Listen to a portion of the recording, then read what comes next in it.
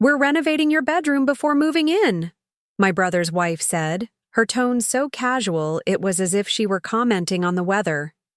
Except she wasn't talking about paint colors or curtains. She was talking about my master bedroom, the one space in my home that carried all my secrets, my exhaustion, my peace. I stood in the doorway with grocery bags cutting into my fingers, frozen in place, trying to process how a woman I barely knew, who had done nothing to earn my trust or respect, was telling me what was going to happen inside my own four walls. Her words weren't just arrogant, they were dismissive, dripping with the kind of entitlement that makes your skin prickle. And as they echoed in my ears, I didn't feel rage boiling over. No, it was something sharper, colder. A quiet decision formed in that moment. I wouldn't shout, I wouldn't argue, I wouldn't beg. Instead, I would wait. I would listen. And when the time came, I would act in a way that would leave her blindsided, realizing too late that she had underestimated the wrong woman in the wrong house. I carried those grocery bags to the kitchen, every step heavy, my mind replaying her, words again and again, like a cruel echo I couldn't turn off. The audacity wasn't just shocking, it was surgical, aimed to slice right into me, to remind me that in their eyes, my space, my choices, even my dignity, were negotiable. My brother had always been the golden boy, the one our parents coddled and excused, and now his wife had picked up right where they left off, believing she, too, had a claim over everything that was mine. Growing up, I had learned to swallow that favoritism. The birthday parties where my gifts were smaller, the holidays where his needs came first, the family dinners where my voice was background noise. I used to think it was just bad luck, that maybe I wasn't trying hard enough to be lovable. But adulthood has a cruel way of stripping illusions. By the time I had my own home, my own job, my own life, I thought I had outgrown their shadows. Yet here she was, standing in my hallway like a queen announcing decrees, proof that those shadows had simply shifted form. My brother wasn't just visiting. They were planning to move in temporarily, something he had brushed off as just a couple of weeks when he first mentioned it on the phone. But the way she said it, "We're renovating," told me everything. They weren't here to share. They were here to take. And in that instant, I realized two things. One, I had been naive to think they would ever respect boundaries. And two, I would not let them get away with it this time. This was not the girl they grew up dismissing. This was me, grown, patient, and ready to make sure they learned exactly what it meant to walk into someone else's territory and mistake kindness for weakness. I set the groceries down on the counter and leaned against the cold edge of the marble, staring at the bags without really seeing them. My brother's wife was already pacing through the hallway like she owned it, her heels clicking against the hardwood floors I had saved for months to install. She trailed her manicured fingers along the walls, commenting on how a fresh coat of paint would brighten things up, and how they'd definitely replace the old light fixture in the bedroom. My bedroom. The place I retreated to after long shifts, the one corner of the world that was wholly mine, built slowly, carefully, after years of scraping by and finally earning stability. She spoke as if it was a renovation project on a reality TV show, except the house wasn't an investment property, it was my sanctuary. And then there was my brother, standing behind her with that familiar half-smile, the one that always said he thought I was being dramatic whenever I protested. He didn't defend me. He didn't remind her that this was my home, my choice, my space. No. He let her words hang in the air, validating them with his silence. That silence carried me back to childhood, to the countless times he'd sit at the table, smug while I was scolded for being selfish if I asked for something. He had learned early on that if he stayed quiet, others would do his bidding for him, and now his wife was his perfect accomplice. But as I stood there, listening to her map out my future renovations like it was already decided, I didn't break. I didn't cry. I didn't even interrupt. I learned a long time ago that they thrived on my reactions, that every flare of anger or hurt was fuel for their sense of superiority. So I nodded, set the groceries aside, and said, "Interesting." That one word was enough to keep her talking, and as she rambled about where they'd place the bed and how it would be good for resale value, I memorized every detail. I wasn't going to fight them head on. I wasn't going to argue for what was already mine. I was going to let them dig their own grave of entitlement, and when the right moment came, I'd make sure their plans crumbled beneath them. Because this time, I wasn't the overlooked sister or the convenient doormat. I was the woman who had built a life brick by brick, and I knew exactly how to protect it, not with shouting, but with quiet, devastating precision.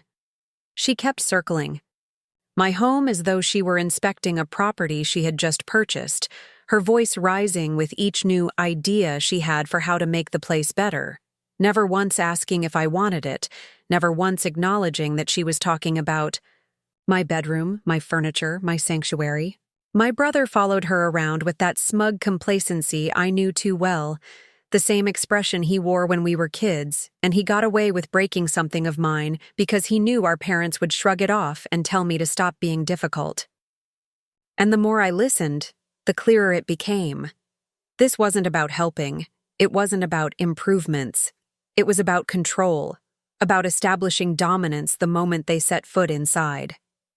She talked about tearing out the wallpaper I had chosen after weeks of searching, about replacing the curtains my grandmother sewed for me, about rearranging the bed so the flow of the room felt better for them. I stood there silent, watching her lips move, and I realized I was no longer that timid younger sister who let others bulldoze her life. I was a woman who had built this place on her own, without a dime of their help, and I wasn't about to. Let them claim it like conquerors planting flags. I let her finish her monologue and simply smiled, a calm curve of my lips that she mistook for agreement, but inside I was already planning. They thought they were moving into my home, but what they didn't know was that every decision they made, every assumption they carried, was weaving a rope that would eventually tighten around them, and when it did, I would be the one holding the end. By the third day, their presence had already shifted the air in my home, as if the walls themselves were holding their breath, waiting for the inevitable clash. Boxes stacked in the hallway that I hadn't agreed to, shoes scattered by the front door as if this were their permanent residence, and whispers between them that stopped whenever I walked into the room. She had started bringing in paint swatches, laying them across my nightstand, running her fingers along the fabric of my curtains like she was deciding which ones to toss. My brother had moved his laptop into my living room, spreading his papers across the coffee table, claiming it was only temporary until they figured things out. But I saw the pattern. Temporary for him meant indefinite. Temporary meant as long as it suited him, until I finally snapped and became the selfish one for wanting my home back.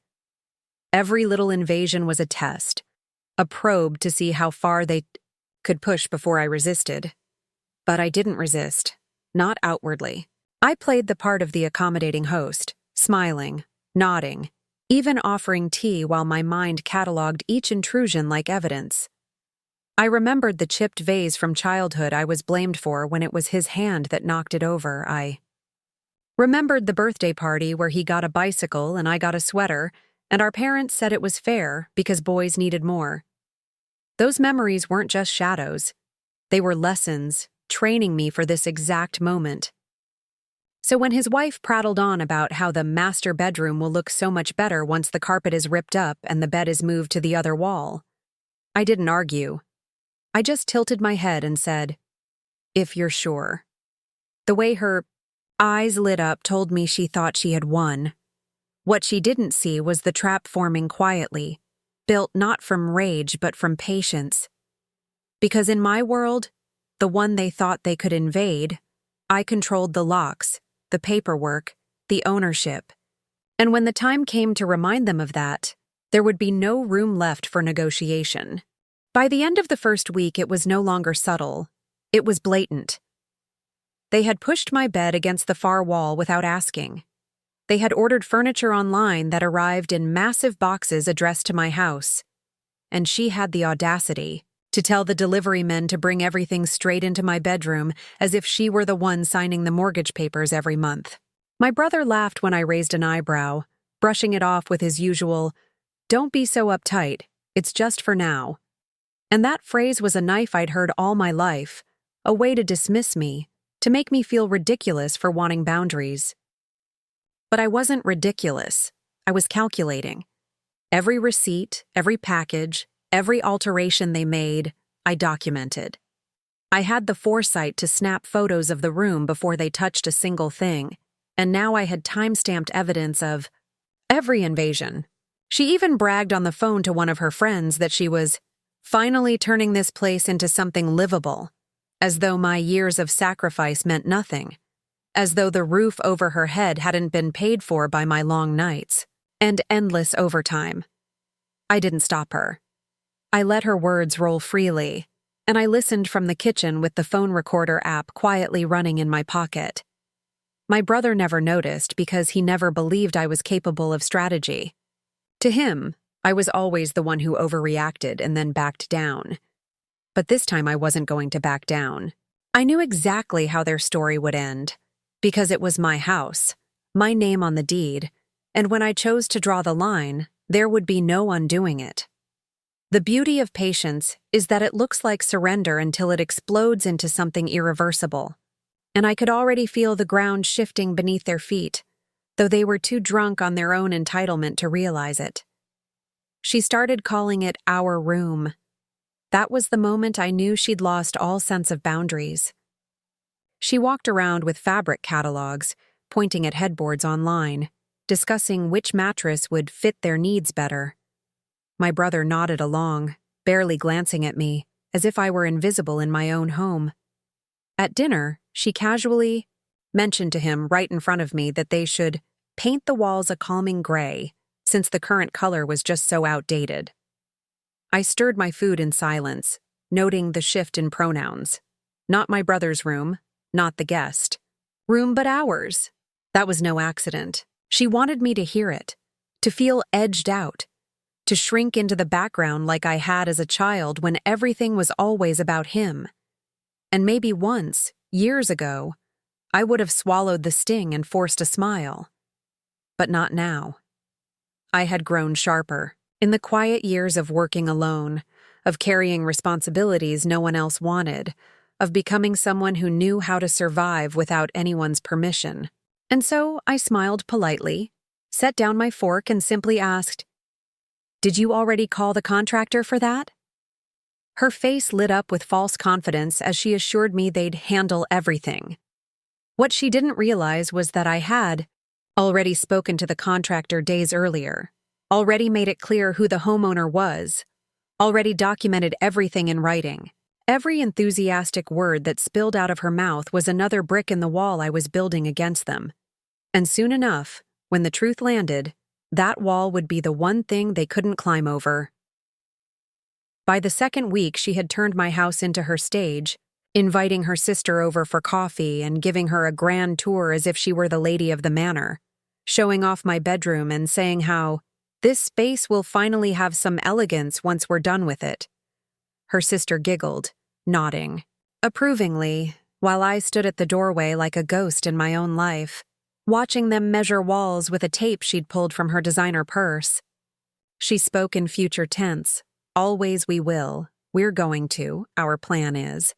Never once acknowledging that she was standing on the hardwood floors I had paid for with every exhausted paycheck. Never once asking if any of it was acceptable.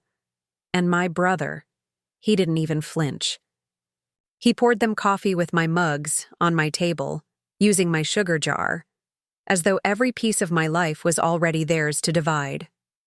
That night, when they went to bed, I opened my laptop and pulled up the property records, staring at my name on that deed like it was a shield. They thought possession gave them power, but power doesn't come from where you sleep or whose boxes clutter the hallway. Power comes from ownership, from proof, from the quiet strength of knowing that at any moment you can reclaim what's yours. I scrolled through the folder of photos I had taken, every timestamp a silent witness, and the recordings of her voice bragging about renovations that weren't hers to make. Evidence layered on evidence, each piece more damning than the last. They thought they were building a future here, but what they didn't realize was that I was building a case. Not with anger, not with empty words, but with documentation that would end this charade in one swift, undeniable blow. She began moving her clothes into my closet without asking, sliding hangers of dresses between mine, as if space had always been waiting for her, as if my bedroom had only been temporary until she arrived. I watched her fold sweaters onto the shelves I had carefully organized, her perfume mixing with the lavender sachets my grandmother once tucked there, erasing pieces of me one by one. My brother carried in his suits and shoes, setting them down, like this was natural, like this was his right. He didn't even look at me, and that silence was louder than words. The same silence that once let him slip out of responsibility while I was blamed. She chirped about how, "We'll get rid of these old curtains soon," and "a king bed would really fit better here," while I leaned against the doorway, nodding slowly, letting her think she was winning. But I wasn't conceding. I was waiting. Every time she shoved my things into corners, I placed them neatly back later, photographing the intrusion first. Every time she spoke of the bedroom as hers, I saved her words, recordings clear enough to pierce through any denial. What they couldn't see, blinded by arrogance, was that they weren't moving deeper into my life. They were moving closer to the point of no return. And the more they claimed what was mine, the sweeter the collapse would be when I pulled the ground out from beneath them, not with screaming or fists, but with cold, indisputable truth they could never spin or silence. By the third week, their illusion had solidified.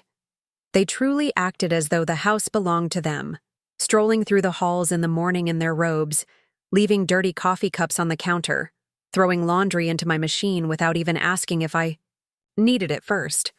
She had commandeered my dresser drawers, shoving aside my jewelry box to make space for her lotions and perfumes, and she even referred to my balcony as our little retreat spot, while waving at neighbors who, confused, assumed they had bought the place. My brother's silence was complicit, his smirk growing sharper each time she made another declaration, and I realized he had been waiting his whole life for this. To have my space, my effort, my independence folded neatly into his world as if it had always belonged to him. But I had been waiting too. Each day I updated my file, saving photos of their boxes, screenshots of messages she sent about the renovations, recordings of her bragging to friends about what they were planning.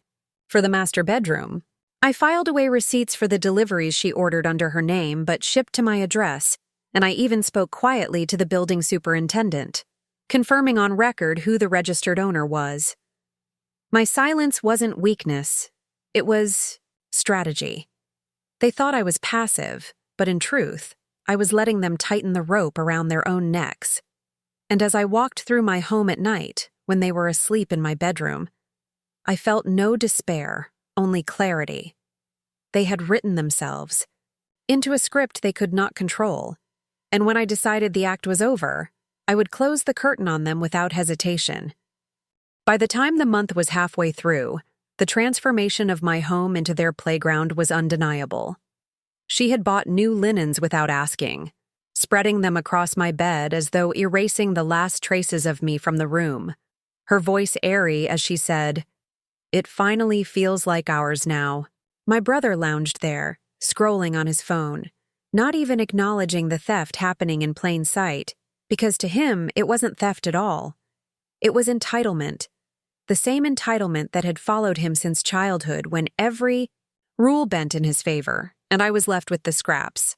She even started introducing the bedroom to her guests as if it had already been signed over, showing them where they'd put a vanity, laughing about how the closet was barely big enough for both of us, while I stood in the hallway with my arms folded, watching, memorizing every word. What they didn't know was that the deed sat safely in my desk drawer, my name etched clearly in black and white, a quiet fortress they could never storm. They didn't know about the copies I had made, tucked away, or the lawyer I had already spoken to about tenants who overstay their welcome, about boundaries violated, about legal recourse. They thought my silence was surrender, but it was patience sharpening itself into a blade. Every towel they hung, every trinket they placed, every word they used to claim ownership was a nail sealing their own fate, and soon, when I chose, I would remind them in the most undeniable way possible that this was not their kingdom. It was mine. They began making weekend plans as though this house were their permanent base, inviting friends over for dinners, telling them proudly how we're in the middle of renovations, and laughing when someone asked how long they'd been, the owners. I stood in the kitchen washing dishes, my hands steady, my ears recording every word. She even started keeping mail delivered to my address, stacking envelopes on the counter like proof of residence, while my brother sprawled on the couch and complained about how expensive upkeep must be. He said it in that careless tone, the one meant to plant the idea that maybe I wasn't capable of handling this place without them, as if they were doing me a favor by taking over. But what neither of them grasped was that they were building the perfect record for me. Each lie spoken publicly, each casual claim of ownership, each attempt to erase my presence became another weight dragging them down. I had photographs of her dragging her boxes into my room, audio of her calling it our bedroom more times than I could count, even messages she'd left open on the counter while bragging to her family about how soon it would all feel like theirs. They were careless because they assumed I was powerless, the same way they always had. But power doesn't shout. Power waits, gathers, solidifies until it can't be denied.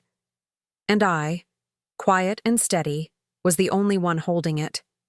When the time came to draw the line, there would be no argument, no excuses, just the brutal weight of truth, crashing down on them with the force of everything they had chosen to ignore.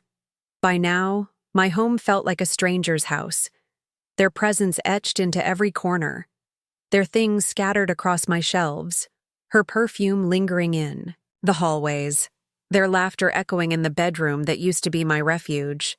She strutted around like a hostess, lighting candles in the living room, telling guests how we're thinking of knocking down that wall eventually to open up the space.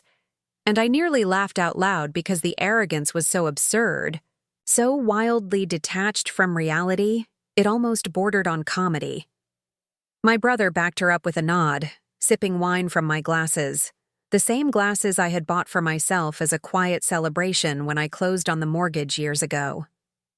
They toasted to their future while sitting on my furniture, with no shame, no hesitation. But as they celebrated, I was building something much stronger than their delusion. I had compiled a neat folder with hundreds of photos, boxes arriving, furniture moved, her clothes in my closet, their things piled in the hallway, each image stamped with time and date. I had audio recordings of her telling her mother how they were finally settling into the master bedroom, clear as day, her voice dripping with pride as if she had earned it. I had a digital paper trail of every order she placed, with invoices addressed to her but shipped directly to me, proving she wasn't just a guest, but attempting to plant roots without permission. I even had video clips, discreetly captured, on my phone, of her directing movers where to put the new vanity, right there in the space where my grandmother's antique dresser once stood. Each piece of evidence was a brick, and together they formed a fortress they would never be able to climb. The truth was undeniable, and when I revealed it, the blow would be so clean, so absolute, that they would be left gasping. They believed patience meant weakness, but in reality patience was my weapon, my shield, my revenge sharpening silently in the background. They had no idea the storm was coming.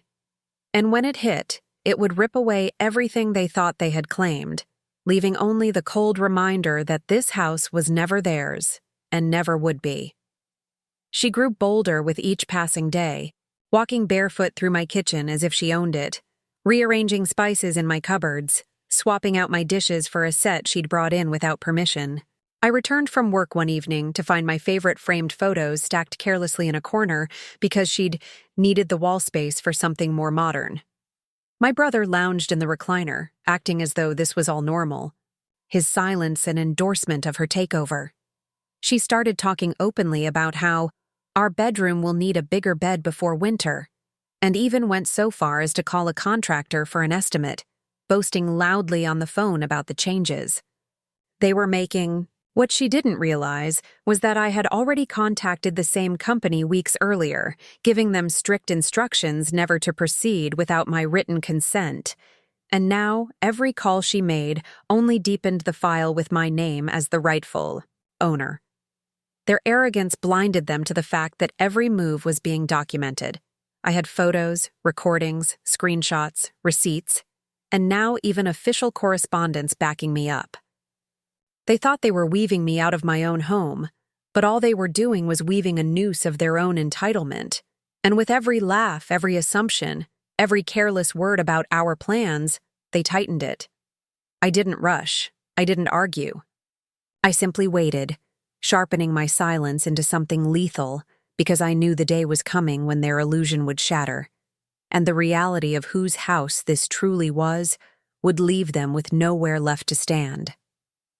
One morning, I walked into my own bedroom and found her standing in front of the mirror, holding up paint samples against the wall, humming to herself as if she had lived there her whole life. She didn't even flinch when I entered, just smiled and said, "This shade of ivory will make the space so much brighter for us."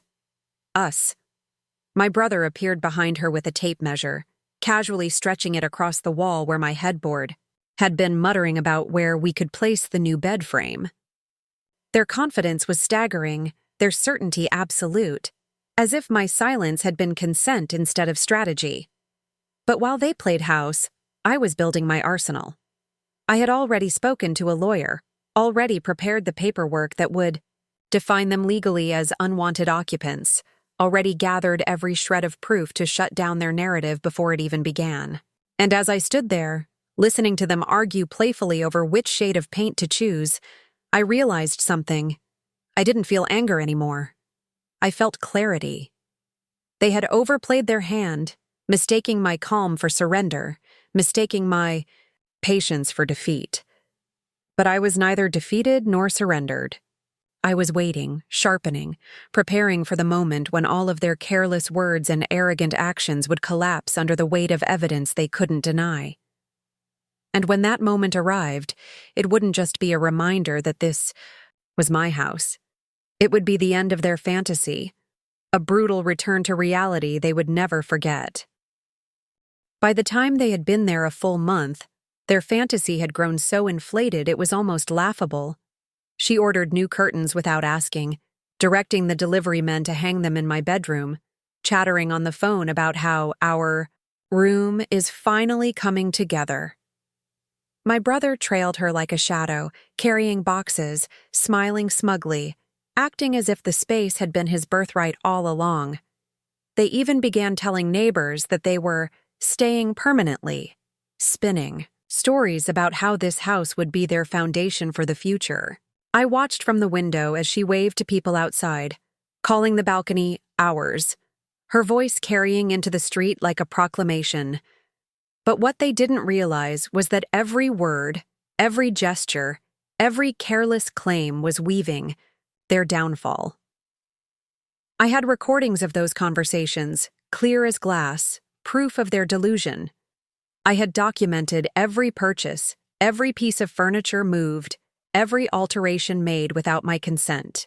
I had spoken to my lawyer, who now had a folder so thick with evidence that their eviction would not be a question of if, only when. And as I sat quietly at the dining table that night, watching them laugh over dinner in a home that was not theirs, I felt nothing but resolve. They believed I had surrendered, but in truth, I had simply allowed them to build their tower of arrogance higher and higher, so that when I struck, the fall would be catastrophic.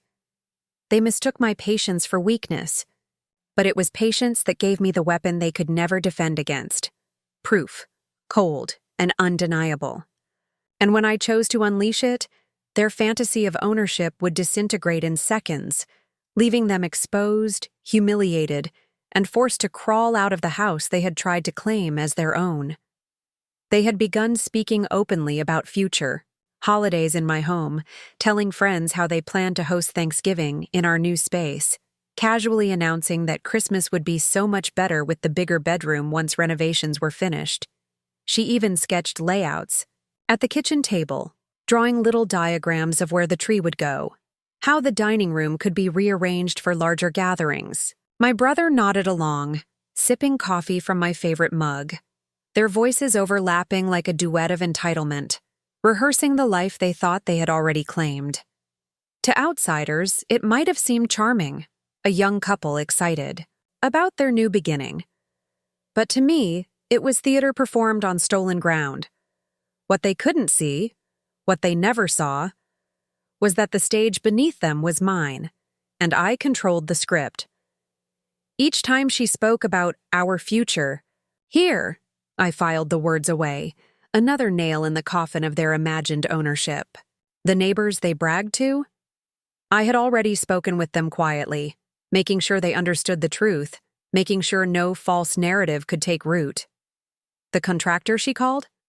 He had my written instructions on file, confirming who the homeowner was. The bank statements, the utility bills, the title deed, all in my name, locked and secured. They could play house as long as they wanted, but it was nothing more than an illusion stretched thin over reality, and soon it would tear. And when it did, the collapse would be brutal. I wasn't planning a confrontation with shouting or slammed doors. I was preparing an unveiling, a moment so precise, so carefully timed, that their faces would fall in unison when they realized every ounce of control they thought they had was a lie. They would understand then, too late, that patience is not surrender. Patience is the art of letting someone walk so far into their own trap that when it finally snaps shut, there is no way out.